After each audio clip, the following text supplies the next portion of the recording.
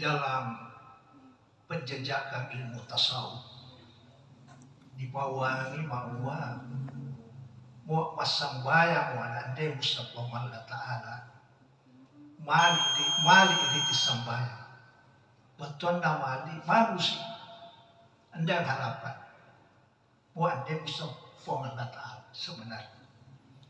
Selanjutnya dia nanti dah 2 tahun boleh lau di hadapan Rasulullah ditulis tungan-tunganna ma'rifah nagambarkan gina di ustaznya buat si tengah pikirnya si tengah bacaan si tengah sujudan dan si tengah pikuruna. Lalu tentu kita menilai bahwa kedua orang ini ada yang rugi dan ada yang untung. Jadi ya betul-betulan ustaznya dia yang manusia untung ini, yang orang untung ini.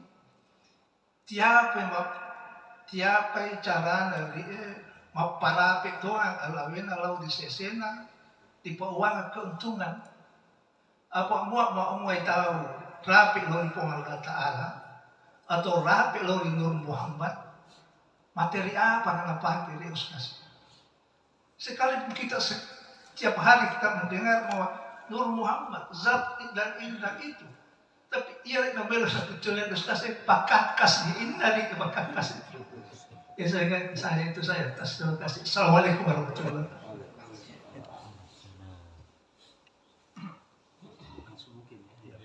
Iya, makasih banyak. Subhanallah, terima kasih banyak Bapak. Pertanyaan yang sangat menggelitik hati kita semua. Sebenarnya untuk materi pertanyaan dari beliau di Tuhan Minta itu adalah sesi kedua yang saya sampaikan di pengajian berikutnya.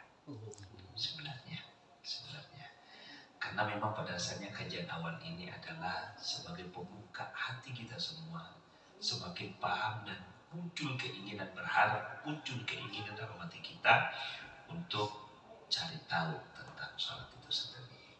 Ya, yang pertama dalam Biqaunatul Yulutah sesena ulama-ulama tasawuf yang pada hakikatnya sebenarnya punya bahasa Arabnya, cuman beliau membahasakan dan itu lebih enak untuk kita semua, untuk kita bisa memahaminya. Nama ini dia tuh makai dia sabayana anan dia sapu Allah Ta'ala, maka itu sabayana mali. Sungguh banyak makna yang bisa masuk dalam hal yang serupa dan yang dalam kitab disebutkan, memang disebutkan dalam riwayat itu mengatakan barang siapa yang tidak mengenal Allah maka batallah, rusaklah semua amal ibadahnya. Fakaratul hulu fasadatul hulu ibadah, maka semua hancur ibadahnya itu karena dia menghadap kepada Allah tidak tahu siapa itu Allah. Andai kata dia hanya tahu sebatas mengatakan Allah itu adalah yang wajib disembah, sebelah. Andai kata yang hanya satu hal saja yang ada dalam hatinya, yakni mengatakan saya menyembah Allah karena yang memang berhak disembah adalah Allah, dengan keterbatasan pemaham bahwa Allah itu punya sifat demikian, Allah itu punya sifat 20 wajib, punya 20 sifat mustahil, punya satu sifat jaiz, tentang ataupun dalil-dalil. Dia terbasar tentang hal itu, tetapi yang dia tahu hanyalah saya menyembah ini, saya baca Fatihah ini hanyalah karena saya tahu bahwa hanya Allah yang wajib disembah. Maka statusnya tongan mita mali sambayana, tapi dia menjadi orang-orang mali tongan mamiti ya. Memang salatnya hanyut secara nilai kesempurnaan salat, tapi hanyutnya ini andi itu malamus karena beda itu Pak hanyut andainya malamus. Mali bang gitu ya, dia hanyut menurut arus yang ada, menurut deretan arah air yang ada yang mencari dataran rendah, tetapi dia orang-orangnya ini orang-orangnya naisai mua dia Allah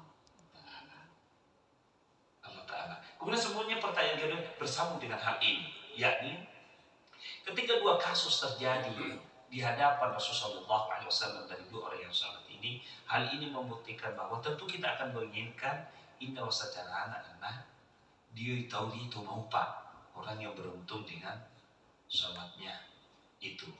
Di antara orang yang insya Allah wabisalati ala Nabi sallallahu alaihi wasallam, orang yang beruntung dengan salatnya itu yang pertama, nah bisa jadi yang menunjukkan tadi dalam kitab adalah orang yang mampu mencapai derajat khusyuk hatinya. Khusyuk yang pertama, pengertian secara umum, karena kakek rakik lalan di hatinya.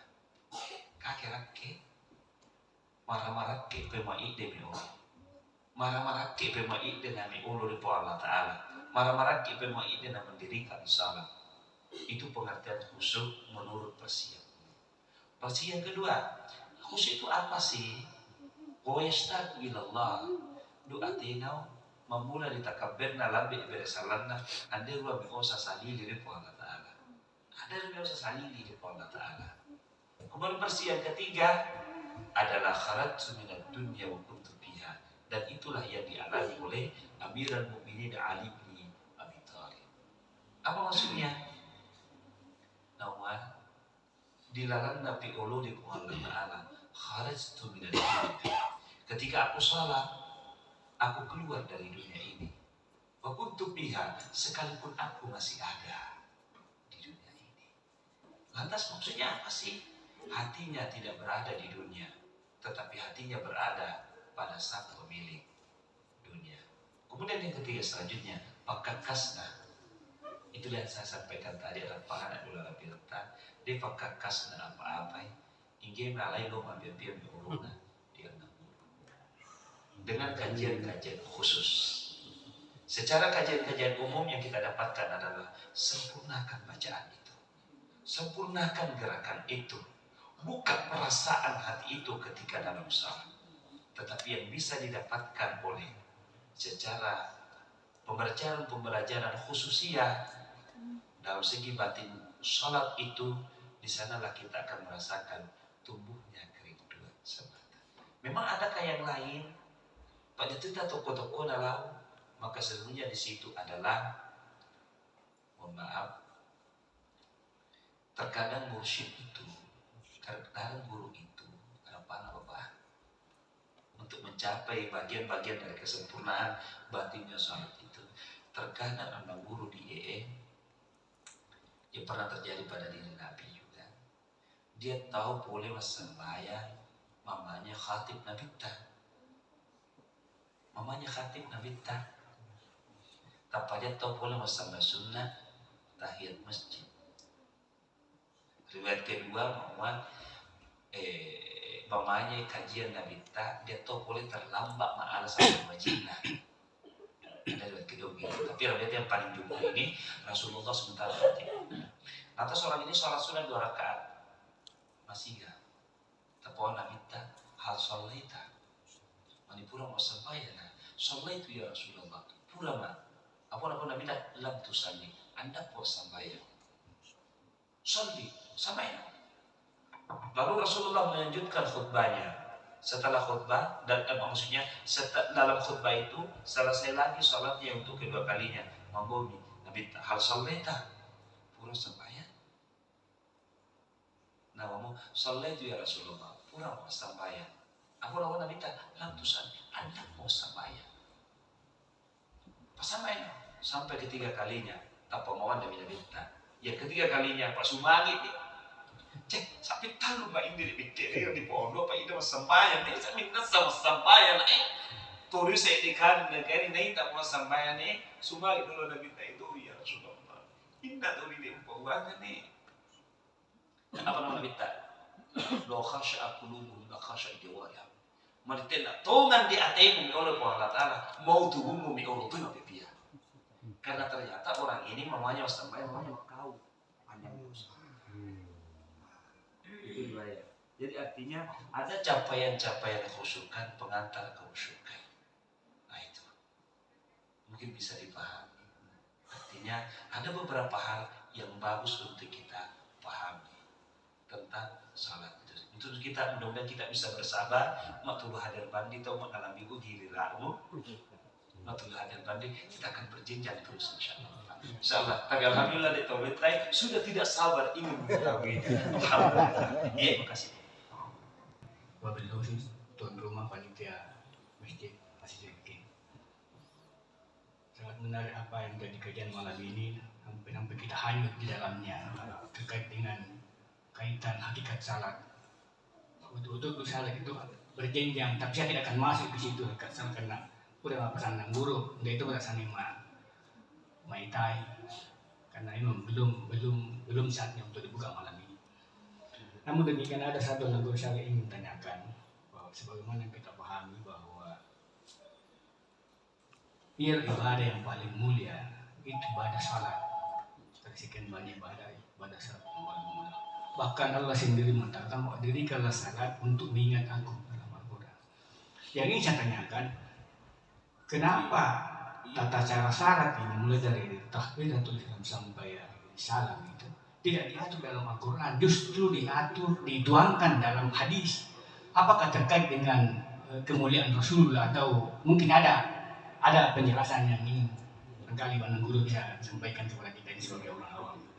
Assalamualaikum warahmatullahi wabarakatuh. Waalaikumsalam. Iya, makasih banyak, luar biasa. Marake matur boleh wangkam. Mimbang bangun dulu ya, begitu lihat tuh. Masya Allah, ya belah. Insya Allah. Luar biasa.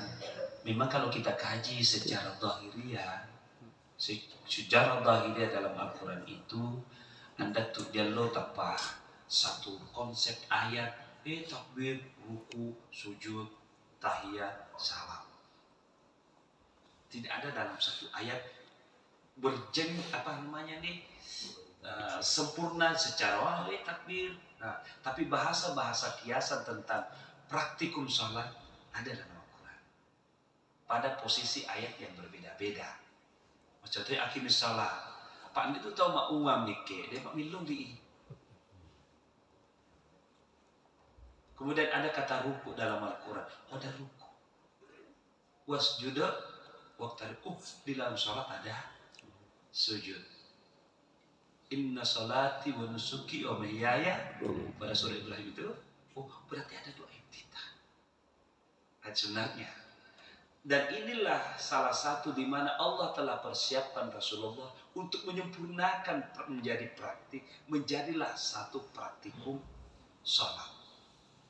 Dan yang mengajarkan praktikum gerakan salat itu yang pertama adalah Jibril alaihissalam diwattunna dini militok dan Nabi sallallahu alaihi wasallam. Pada diwattunna Isra Mi'raj, pada saat Isra Mi'raj apa yang terima Nabi secara zahiriyah adalah at-tantuan na inelik ba'dilan narwana sampaya. Dini militok dan Nabi sallallahu alaihi wasallam pulih Jibril waktu lohor, Rasulullah boleh tuh waktu lohor. Asar polewui na Jibril, Bangari polewui, Isa polewui, Subuh polewui. Disitulah diajarkan tentang ada ruku, ada sujud. Tapi yang jelasnya, sebelum terjadi sampai 3 rakaat, sebelum terjadi sampai 4 rakaat, sebelum sampai pada 3 rakaat maghrib, salat yang 4 rakaat, yakni dalam arti kata duhur, asar dan isya, masamba yang memang itu Nabi sallallahu alaihi wasallam.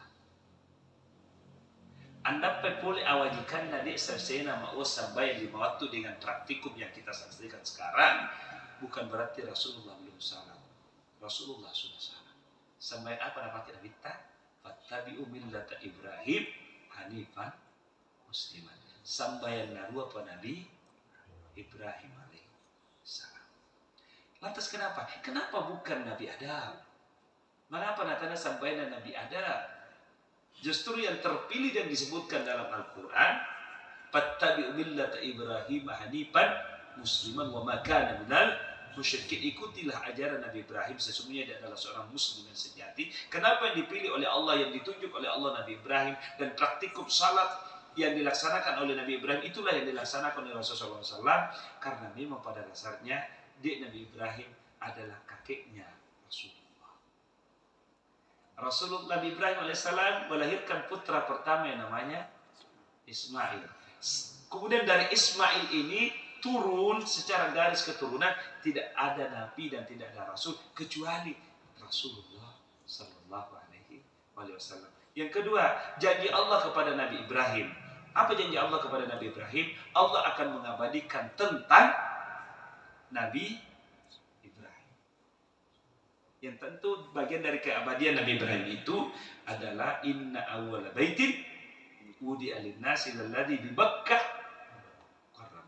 Sesungguhnya ada makam Ibrahim yang diabadikan oleh Allah di Makkah. Mungkin sedikit bisa mengantar memahami. Jadi saya ulangi singkat. Mengapa nama dan di Quran dok ditahu biasa ayat sama uang, takbir, ruku, sujud, baca Fatihah dan sebagainya. Karena sebenarnya berbeda pada ayat-ayatnya tentang gerakan sholat. Kemudian perintah untuk komplitlah menjadi satu gerakan sebagai keistimewaan untuk Rasulullah SAW. Keistimewaan itu pun terjadi pada saat selesainya Isra dan Mi'raj. Cerita. Cucuan di kampung Pak.